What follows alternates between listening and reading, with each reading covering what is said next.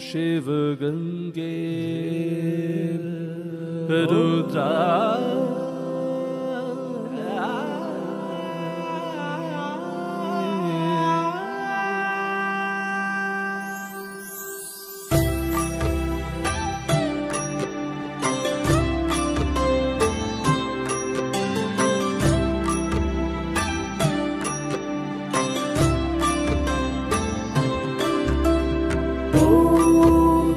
पुरुषाय विद्महे गुरुपिरानन्दं धीमहि तन्नो शिवो रुद्राय प्रचोदयात्। ॐ तत्पुरुषाय विद्महे गुरुपिरानन्दं धीमहि तन्नो शिवो रुद्राय प्रचोदयात्।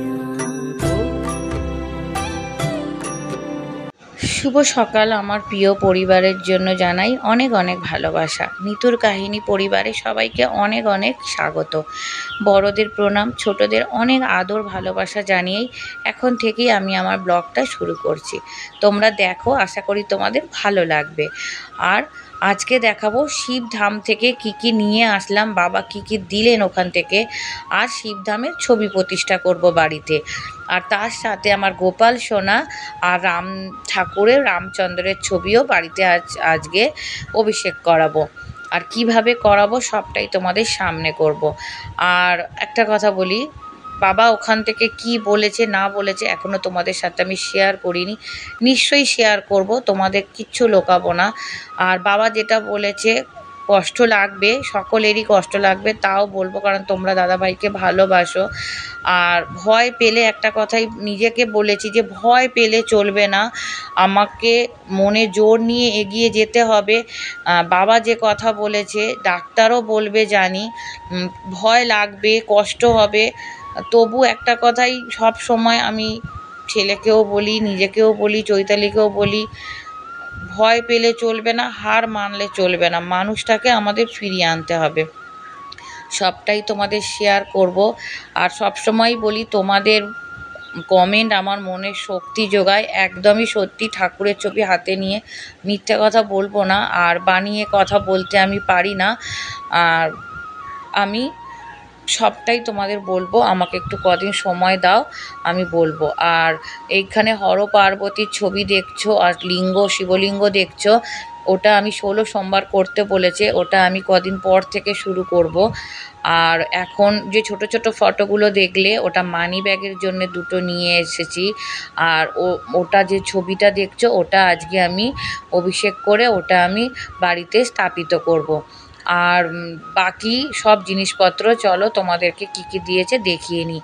এখানে লাল যে বোতলগুলো দেখছো গঙ্গার জল, ব্লু কালারেরগুলো খাবার জল। 9 দিন খেতে হবে নিয়ম মেনে, 9 দিন 27 দিন। আর তেলগুলো তাই কর্পূর দিয়ে, এই তেলের খুব চমৎকার, তার প্রমাণ আমি এই কদিনে পেয়েছি, এটাও বলবো। আর এই যে মোমবাতি দেখছো, মোমবাতি কিন্তু এটা কিন্তু 16 সোমবারের জন্য একদমই আলাদা। আর 16 সোমবারের ঠাকুর আমি কিন্তু ঘরে পাতবো না, মানে ঠাকুর ঘরে পাতবো না, এটা আমি ডাইনিং রুমে পাতবো, সেটাও তোমাদের সাথে আমি শেয়ার করব। আর ভিডিও দেব, একটু ওলটপালট হয়ে যাচ্ছে কারণ অনেক ভিডিও ডিলিটও হয়ে যাচ্ছে। আর এই ছবিটার মধ্যে অনেক দেবদেবী আছেন, এইগুলো আমি ঘরে পাতবো। আর এই ছোটোগুলো মানি ব্যাগের জন্য, এগুলোও নিয়ে এসেছি। আর তার সাথে এই যে ধূপগুলো দেখছো বাবা পরিয়ে দিয়েছেন, সব কিছুই বাবা পরিয়ে দিয়েছেন। 3টে করে ধূপ প্রতিদিন সন্ধেবেলায় জ্বালবো। আর এই মোমবাতি কিন্তু 40 মিনিটই জ্বালাতে হবে, নিভলে চলবে না, 40 মিনিটই জ্বলে, তার বেশি তো কম না। আর এটা সন্ধেবেলায় অনেক জপ দিয়েছে আমাকে, সেই মন্ত্র জপ আমাকে সন্ধে 6টা থেকে 7টা পর্যন্ত আমি ঠাকুর ঘরে ঠাকুরের সাথেই থাকি। এই সময় আমি অন্য কোনো কাজ করতে পারি না। আর এই হলুদগুলো যারা বাড়িতে বেটা ছেলে বা মেয়ে ছেলে যেই থাকুক না কেন, মানে পুরুষ মহিলা উভয়ই পড়তে পারে, যারা কাজ করে, কাজ মানে চাকরি বাকরি করে, যারা আয় করে, তাদের হাতে এটা বেঁধে দিলে খুব শুভ। আর এই খাবার জলের বোতল, গঙ্গা জলের বোতল, সবটাই তোমাদের দেখিয়ে নিলাম। এরপর আর এই তেল আর সর্ষের তেল আর কর্পূর, আর এগুলো ফুরিয়ে গেলে এগুলো যে বাবার কাছেই যেতে হবে তা নয়, বাড়িতে আমি নিজেও মন্ত্রপুত করে নিতে পারবো, সেটাও বাবা মন্ত্র বলে দিয়েছেন, এটা সবাই পারবে। এগুলোর ভিডিও সব আমি পরে পরে নিয়ে আসব। যারা বাবার কাছে গিয়ে যেতে পারছে না, কারণ সবাই বাবার কাছে গিয়ে পৌঁছাতে পারে না, তারা কিন্তু বাড়িতেই কিভাবে বাবার সেবা করবে, কিভাবে বাবার মন্ত্র করবে, সবটাই আস্তে আস্তে আমি ভিডিও নিয়ে আসব তোমাদের কাছে। তোমাদের যদি এটা মন থেকে মানো, তোমাদের নিশ্চয়ই উপকার হবে, কারণ আমি গিয়েছি, আমি জানি। আর এইভাবেই চলো, যা যা নিয়েছি, আরও মাদুলি দিয়েছিল, অনেক কিছুই নিতে বলেছিল, কিন্তু আমার কাছে টাকা ছিল না, তাই আমি নিতে পারিনি। আমি পরে গিয়ে আবার নেব। আর এই বাবার ছবি কিভাবে অভিষেক করাই, চলো তোমাদেরকে একবার দেখিয়ে নিই। আর বাকিগুলোকেও, মানে বাকি গোপাল ঠাকুর, রাম ঠাকুর সবাইকেই অভিষেক করে নেব। আর এখানে হলুদ ফল, হলুদ ফুল বাবার জন্য, বাবার হলুদ জেলিও, যেটা আসন পাতার, সব কিছুই বাবা হলুদ জিনিস পছন্দ করেন। গোলাপ জল, গঙ্গা জল দিয়ে অভিষেক করব। আর চন্দন, অগুরু, এগুলো আমি গোপাল সোনার জন্য রেখেছি, কারণ গোপাল সোনাকেও পরপর সবাইকে এক এক করে অভিষেক আমি করিয়ে নেব।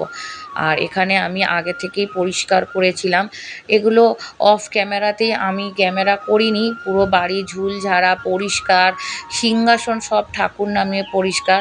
আমি কিন্তু সব সন্ধ্যের পর এই কাজগুলো করে থাকি, কারণ দিনের বেলায় আমি খুব ব্যস্ত থাকি দাদাভাইকে নিয়ে, সেই কারণেই আমি দিনের বেলায় কোনো কাজ করতে পারি না।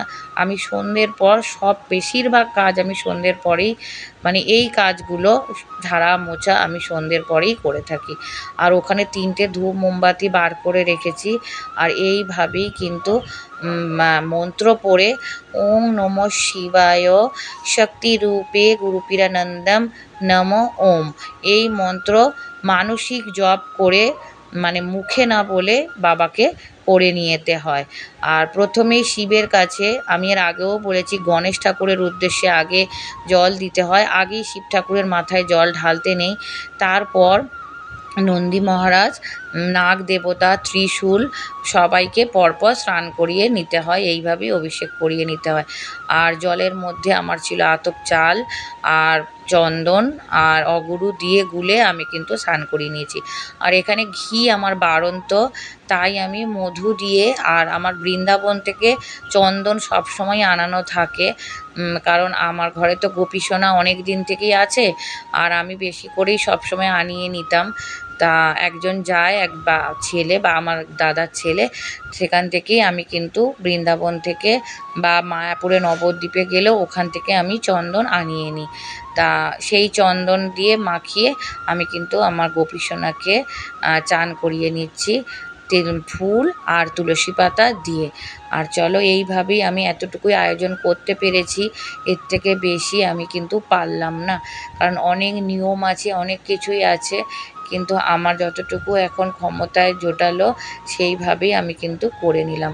আর তার সঙ্গে একটু পুষ্প স্নানও করিয়ে নিলাম। চলো, এইভাবে আজ আমার গোপীসোনার অভিষেকও হয়ে গেল। সবাই দর্শন করে নাও। আর চলো, এবার নতুন পোশাক পরে কীরকম লাগে দেখো আমার গোপীসোনাকে। আর হ্যাঁ, গোপীসোনাকে স্নান করানোর পর আমার একটা নামই মনে আসলো, লালা। জানি না কেন লালা নামটা মনে আসলো, কারণ আমার আগে যে প্রথম গোপী ছিল তাকে আমি গোপাল বলতাম, দ্বিতীয় যে এসেছে তাকে গোপী বলি, আর এটা আমার লালা।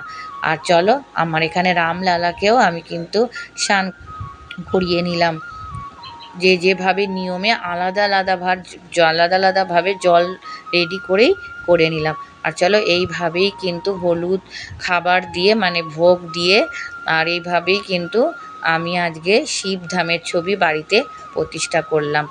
আর শিব ঠাকুরের মাথায় 9টা করে বেলপাতা চাপাতে হয় প্রতিদিন, সেটা দাদা ভাইয়ের শরীরে বোলাতে হয়, ক্লক ওয়াইজ আর অ্যান্টি ক্লক ওয়াইজভাবে এটা করতে হয় প্রতিদিন, সেটাও তোমাদের বলবো পরে পরে। এই ভিডিওতে, মানে একটা ভিডিওতে তো সব কিছু বলা যাবে না।